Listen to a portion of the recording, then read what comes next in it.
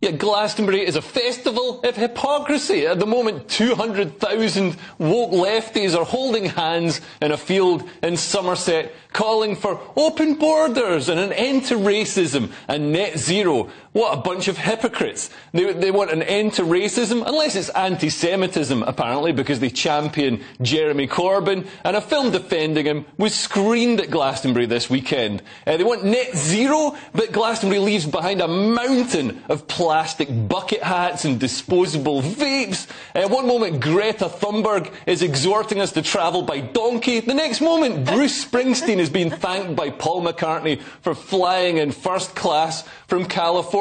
And there's a diesel generator on every corner powering the fairy lights. It's ridiculous, an absolute charade. But the biggest hypocrisy is that people at Glastonbury call for open borders while they're surrounded by the most secure border this side of Stalag Luft. They've got 2 metal perimeter fences 4 metres high, over 4 metres high, with a metal apron to stop anybody tunnelling and an overhang to stop anybody climbing over. And there's a Nazi watchtower there to make sure, I'm sure they're not actually armed with sniper rifles, but they can spot anybody trying to get in for free. All I'm saying is, why can't we have just a smidgen of that level of security on our country's borders? Why is it just music festivals that have to be protected? I think it's slightly more important to protect our country from any violent Islamists that want to waltz in and commit terror attacks than it is to stop people seeing Billie Eilish for free. So Glastonbury festival goers, you're a bunch of hypocrites.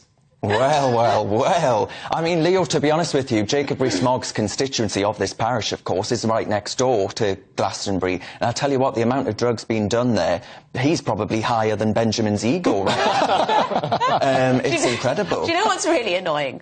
Just Stop Oil. Now, they've been interrupting music festivals. For example, the opera, Glyndebourne. They decided to disrupt. That's your kind of music festival. My kind of music festival. I have actually been to Glastonbury, and I won't be going again, actually. Probably not for me. But anyway, they are happy to disrupt sporting events that people enjoy. Guess what? They're not disrupting Glastonbury. Why?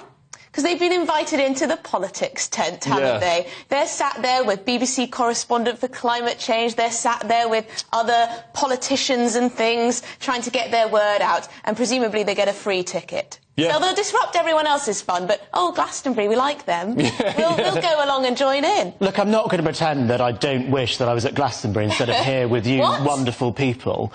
But I will say, well, I'm not going anywhere, unfortunately, but I will say that I do think a lot of the people at Glastonbury are just complete hypocrites. You know, Emily, you mentioned that you've been. I don't know if anyone else on this panel has been to Glastonbury, but when you leave Glastonbury, just the rubbish and the litter and the tents which are left just for people to come and clear up, and most of it probably goes into landfill. You're right to say diesel generators everywhere, people smoking all over the place. You know, I'm sure the environmental cost of Glastonbury is huge, yet the kinds of people that go to Glastonbury are all of these eco-warriors that are totally against this stuff. But what a load of miserable old people you sound like, just sat there moaning about people drinking and smoking at a festival. They can live their lives as they want. It's the virtue signalling hypocrisy of them. If they went to those festivals, I used to go to festivals, I wasn't saying, oh, nobody else should burn any fossil fuel or use any plastic. I was like, yeah, use plastic, do what you want, be free, live your life. I mean, look, first of all, I think this idea that they are all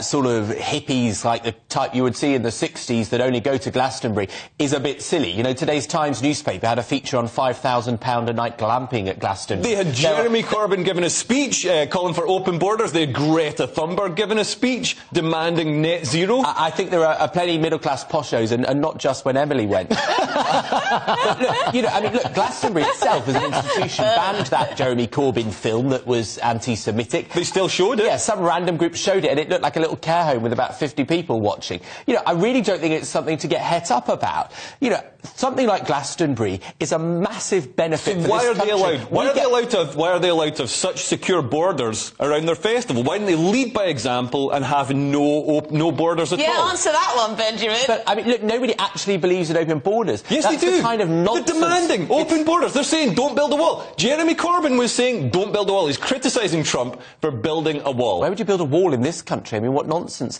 Look, the truth is that people who are trying to escape Yemen or Afghanistan man is not comparable to people that want to go and watch Billie Eilish or Elton John do his final set, OK? That's clearly a ridiculous comparison. Well, I don't This think is a it private is. company. It does a huge amount for the local area. That's it puts ridiculous. a huge amount into British all right, music, and that's why it has a say the Manchester Arena bomber, who was rescued by the Royal Navy from Libya and brought back to this country. You think it's great that he was brought back? You don't think we should have secure borders? Of course you should be checking who comes into the country, and no serious person says otherwise, OK? I don't know if you saw a report out yesterday or today, I can't even remember, thousands of Albanian men have absconded from hotels. We literally do not have border control. If I had my way, Leo, we'd have that across the border. Suella Braverman would be up there watching on the watchtower herself if I had if Suella Braverman were up there, it'd be full of people coming in on boats. Because you sit there, you right-wingers sit there, lecturing me about open borders. It's the ones you voted for that let everyone in, not my lot. Well, I don't dispute But it was certainly Claire who kicked it off. Yeah, there's no mass migration before the Tory party. Illegal immigration was much lower under the last Labour governments than it is right now. So you lot explain that, But not Benjamin, me. what about all the waste that's left over at Glastonbury? I don't know if you've seen any of the images or if you've been yourself, but it is honestly like something from a war scene when Glastonbury is over. Do you not think it's bad that these eco-warriors go to Glastonbury and then don't clean up after themselves? I mean, there's not as much rubbish there as the ones you speak tonight, to be honest. Answer the question. Look, of course people should clean up after themselves, but the idea that somehow a great British business like Glastonbury, the greatest festival in the world, where the most famous artists, you know, Taylor Swift is said to be there next year. They shouldn't even be making a profit. Well, actually, Glastonbury came about from a left-wing ideology. It was always supposed to be left-wing. They should be, you know, good news, Emily, because they put all the money back into Glastonbury. Well, yeah, well, then they have to, you know, keep it empty for a year, don't they? There we have it, the IEA saying we shouldn't have profit.